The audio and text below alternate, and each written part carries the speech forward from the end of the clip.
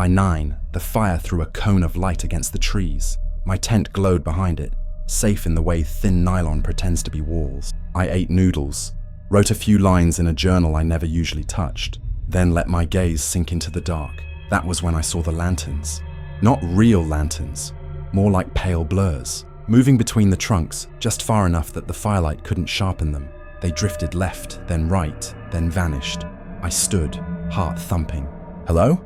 The trees didn't answer, but the whistle did. Long, low, deliberate. This time, it came from closer. I banked the fire, zipped the tent, told myself it was only hikers, hunters, maybe some kids daring each other. My watch said 11:42 when the sound returned. 3 rising notes, a pause, then 3 again. Not wind, a pattern. Footsteps circled the tent. Light ones, as if someone walked barefoot on pine needles. I grabbed my knife, crouched, listening. The zipper trembled under my hand, but the steps moved on, fading uphill, and the whistling with them. I didn't sleep. At dawn, I found prints. Not boots, not shoes, bare feet, long, narrow, pressed deep into the loam, as if the walker weighed far more than the size of the prints allowed. They circled the tent, doubled back, then trailed off toward the ridge crest. I should have packed up then, but the trail map promised a summit within 2 hours, and daylight made everything absurd. By noon, I reached the crest. The valley spread below, but the view was wrong, off kilter, as if the hills bent too close. The distances skewed. At the center, among the trees, I saw a clearing with a stone circle. From this height, the stones seemed placed, and around them, faint pale dots, lanterns. I couldn't descend before dark, so I set camp lower down. The evening air was colder, damp enough that my breath hung. I didn't light a fire this time. The whistling began at twilight. Not distant now, but threaded through the pines, weaving back and forth. The same pattern of 3 rising notes. Then another answered, and another, until the ridge was alive with a dozen voices. Whistling in overlapping rounds, circling tighter. I sat frozen, knife in hand.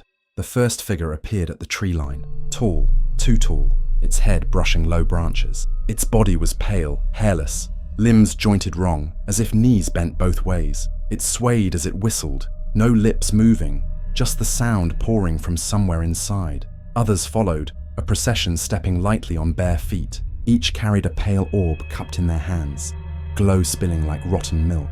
The circle tightened. They didn't enter the fireless clearing. Instead, they stopped just beyond the reach of my lamplight. Their eyes, if they had eyes, were pits darker than night. The orbs they held pulsed faintly, in rhythm with the whistle. One figure stepped forward, lowering its orb. The glow lit the ground, revealing dozens of barefooted prints already pressed around my camp, as if they'd been walking here long before I arrived. The whistling ceased, and in the silence, one spoke, not with a mouth, but with the air itself. Stay. The word rasped like branches snapping. Every instinct screamed run, but the figures parted, leaving a corridor between them, pointing downhill. I bolted, crashing through brush, pack half open, lamp swinging. Behind me, the whistling resumed, faster now, echoing from tree to tree, driving me forward. Whenever I stumbled, the notes dipped, taunting. I hit the fire road at dawn, lungs raw, and didn't stop until I reached my car at the trailhead. When I looked back, the ridge loomed grey against the sky, and faint, carried on the morning air, came 3 rising notes. Back in town, I asked about Hollow Ridge. The waitress at the diner went pale. Old orchard country, she said. Whole community vanished in the 30s. Folks say they kept to themselves, some kind of circle they worshipped. You hear whistling at night, you don't answer. I told her I hadn't answered. I left out the part about the voice telling me to stay. That night, in my apartment miles away as I tried to sleep, a sound seeped through the open window. 3 rising notes, pausing, waiting for me to answer.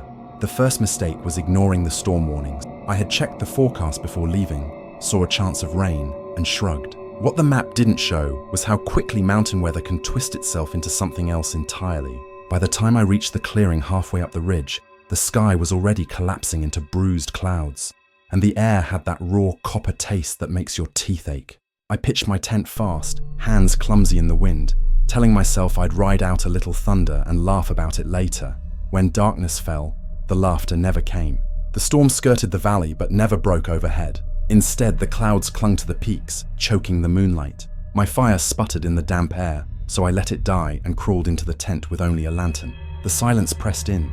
No crickets, no owls, not even the sigh of branches. I thought maybe the storm had driven everything into hiding. I tried to believe that. Sometime near midnight, I woke to a noise just outside the nylon wall. It was soft, deliberate, like fingers brushing fabric. I froze, breath caught, listening.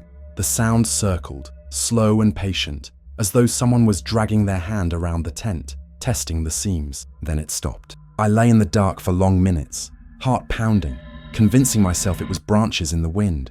But the trees in the clearing didn't lean that close. When I finally worked up the nerve, I unzipped the flap just an inch and peeked. The clearing was empty, but the ground told a different story. In the weak spill of my lantern, I saw impressions in the soil, bare feet, narrow, with long toes that dug deeper than normal. They ringed the tent in a perfect circle. I packed my things in a frenzy, too afraid to wait for dawn. But when I reached the trailhead path, the forest had changed. The familiar markers were gone, replaced by corridors of shadow that led nowhere. The storm clouds above sealed off the stars. I felt the mountain folding around me, twisting paths I'd walked just hours before. Every turn fed me back into the same clearing, the fire pit still smoldering like an eye refusing to shut. The noises grew bolder after that. From the tree line came cracking branches, the whisper of many feet moving in tandem. Sometimes the sound rose higher, like something chattering in a language I wasn't meant to understand. Once I caught the glint of pale shapes between the pines, darting out of sight whenever my lantern swung their way. Each time I turned, I swore they were closer. By 3 a.m, exhaustion dragged at me. I tried to keep moving, but the paths looped endlessly back. My lantern flickered, then died, leaving me with nothing but the faint red glow of the fire pit. And then I heard it, breathing. Not one set of lungs, but dozens, shallow and ragged, surrounding me. I spun in the dark, knife shaking in my hand, but the air itself felt alive, pressing closer, waiting for me to break. The first touch came on my shoulder, cold, damp, weightless. I lashed out and hit nothing. Then the touch came again, on my back, my neck, my legs. Hands, too many to count, patting, probing, as though deciding whether I was ripe. The circle of breathing closed tighter until the sound was inside my skull. I bolted blindly into the trees. Branches whipped my face, roots caught my boots, but somehow I broke through to a slope I didn't remember, tumbling down until I hit rock and lay gasping. Dawn finally broke pale and thin through the storm's tatters. The forest looked ordinary again, paths where they should be, the clearing nowhere in sight. My body was streaked with cuts and dirt, but the worst part was the prints I found around me in the mud. Dozens of bare feet, circling where I had collapsed, their outlines pressed deep and fresh, though the forest was silent and empty. I made it off the mountain by noon, half limping, half running. No one in town believed me. They laughed about nerves, about storms, about bears leaving prints that only looked human. But when I peeled off my jacket that night, I found smears across the fabric, stains the color of moss and clay in the shape of long, thin fingers. And sometimes, when I wake in the small hours, I hear it again.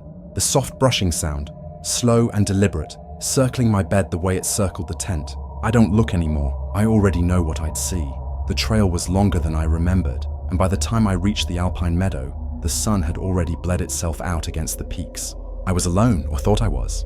My friends had bailed on the trip, and stubborn pride pushed me onward.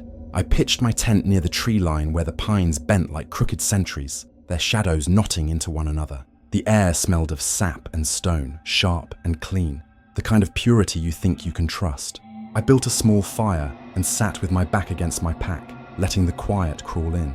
And sometimes, when I wake in the small hours, I hear it again. The soft brushing sound, slow and deliberate, circling my bed the way it circled the tent. I don't look anymore. I already know what I'd see. The trail was longer than I remembered, and by the time I reached the alpine meadow, the sun had already bled itself out against the peaks. I was alone, or thought I was. My friends had bailed on the trip, and stubborn pride pushed me onward.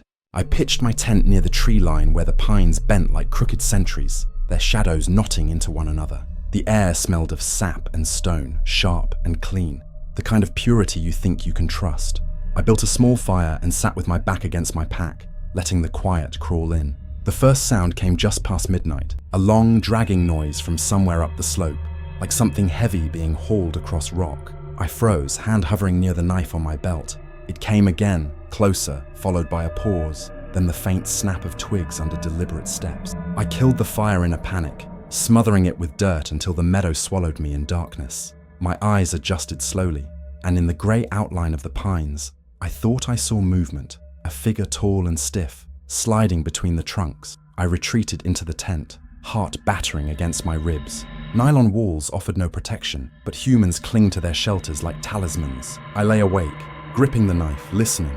For hours there was nothing but silence, until the dragging sound returned, this time circling. My tent sagged inward, as if a hand pressed against it, tracing from corner to corner, then lifting away. I wanted to scream, but the sound died in my throat. The pressure left, and the dragging moved off into the trees. Somehow, sleep claimed me with dawn's grey light. The next morning, I found the ground around my camp disturbed, grooves cut through the soil, wide and shallow, as if something had been pulled in a circle around my tent. I searched for boot prints, paw prints, anything, but found only smooth streaks leading back up the slope. My rational mind grasped at explanations: a deer snagging antlers on branches, a rock slide shifting overnight. Still, I packed my gear in a rush, ready to abandon the mountain. But when I checked the compass to orient myself, the needle spun without stopping, twitching uselessly. I forced myself to hike down anyway, following the faint markers of the trail. Hours passed. The sun tracked high and low again, and yet, no matter how far I walked, I returned to the same meadow with the blackened fire pit. The streaks in the soil had deepened, now a trench carved into the dirt, circling tighter. My own footprints overlapped in dozens of frantic loops. The mountain had folded around me like a closed hand. Night came heavier the second time. The dragging began earlier, long before full dark, echoing across the slope in uneven bursts. I didn't light a fire. I crouched in the tent, clutching my knife, waiting. The dragging grew louder, closer, until it stopped right beside me. Silence stretched so long I thought maybe it had gone. Then a voice whispered my name from just outside the fabric. Not shouted, whispered, perfectly clear, my blood iced. No one knew I was here. I hadn't told anyone where I camped. The voice came again, lower this time, as if pressing its mouth against the tent wall.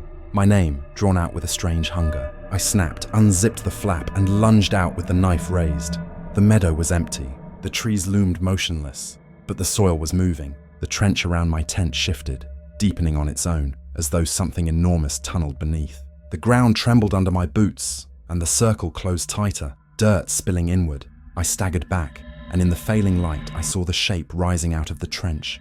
It wasn't a figure so much as a distortion, a massive shadow pulling itself upright, stretching taller than the trees. No features, no face, just a void that bent the air around it. But the voice came again, from inside my head this time, perfectly calm. Stay, I ran. I don't know how long or how far, only that the dragging sound followed, scraping through the soil just behind me, patient as death. Every path I took bent back into itself. Every clearing was the same meadow, the same fire pit, the same circle in the ground.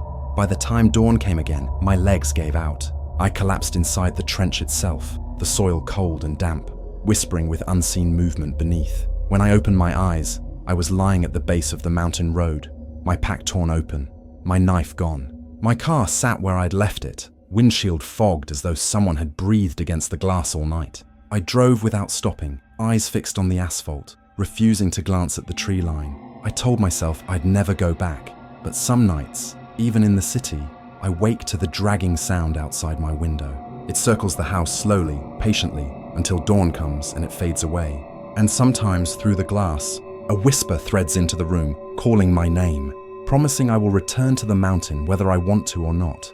I set out for the mountains because I wanted quiet, the kind you can't buy in the city, no matter how much you shut the windows or turn off your phone. The locals had warned me about camping past the ridgeline, muttering about old fires and strange nights. But warnings like that always sounded like stories meant to scare outsiders. By late afternoon, I had followed a narrow trail into a basin of dark pines, and there I found a clearing with enough flat ground for a tent and a view of peaks jagged against a violet sky. The silence was perfect, so deep it felt like water closing over me. By nightfall, I had a fire crackling, noodles boiling, and the sense that I had finally done something right in my life. The stars spilled out like they'd been waiting just for me. I sat on a log, full and content, until I realized I hadn't heard a single animal. No crickets, no owls, not even the faint scurry of something in the brush. The fire made its small noises, but the woods themselves seemed to be listening. The first sound came as I zipped the tent behind me. It was soft, rhythmic, like someone dragging cloth over stone. I held my breath. The noise came again, closer, circling. I told myself it was a deer, but the pattern was too steady. After several minutes, it stopped. I lay awake for hours, gripping my knife, until sleep smothered me in patches. At dawn, I stepped out to find the ground marked. A wide ring of smoothed earth surrounded my tent, as if something had been dragged in a perfect circle around me. I crouched low, touching the grooves. They weren't paw prints or hoof marks, just long, shallow lines pressed into the soil. The air smelled faintly of smoke, though my fire was cold. I wanted to pack and leave, but pride and distance tethered me. I told myself I'd stay one more night. The day passed slowly. I hiked up to a ridge, watched clouds form and collapse in the valley, tried to shake the unease. When I returned to camp at dusk, my fire pit had been carefully rebuilt, stones arranged in a tight ring. I hadn't touched it that morning. The wood inside was stacked with unnatural precision, logs laid like bones. I didn't light it. Instead, I sat in the dim clearing with only my lantern, listening. Darkness thickened, and then it began again. That dragging sound circling the trees, never breaking pace. Sometimes it paused, and in the pause I thought I heard breathing. A low whistle slipped through the pines, 3 short notes, answered by another from farther off. My skin prickled. There was more than one. I hid in my tent, lantern off, knife sweating in my palm. The dragging came closer until it scraped against the nylon wall. My heart thrashed. I wanted to scream, but my voice was locked. A shadow passed over the thin fabric, tall and thin, with angles that didn't match a human frame. The shape lingered, then withdrew. The dragging retreated into the woods. When the grey of morning seeped through, I stumbled outside. New grooves ringed the tent, deeper than before, and in the center of the fire pit lay something wet and dark, a strip of cloth, ragged and old, stained with what looked like dried blood. I kicked dirt over it, hands shaking, and broke camp. The trail back should have taken me downhill in a single switchback. Instead, every path bent me back to the same clearing. Hours of walking, sweating, swearing, and always the clearing waiting for me like I had never left. The woods had become a maze with only one center. By late afternoon, I was half mad with thirst and fear. I sat on my pack, staring at the stones of the pit. My breath smoked, though the air was warm. And then they came, dozens of them, slipping out from between the pines. Tall shapes, pale as bark, faces hollowed where eyes should be. Each dragged something behind them, long strips of cloth or skin or shadow, the source of the sound that had haunted me. They formed a circle around the clearing, dragging in rhythm, voices rising in whistles that twisted into something almost like words. One of them bent down, setting its strip into the fire pit. Another followed. Soon the pit was filled, the rags smoldering on their own until flame licked up. Too bright, too hot. The figures swayed in unison, dragging their burdens, whistling.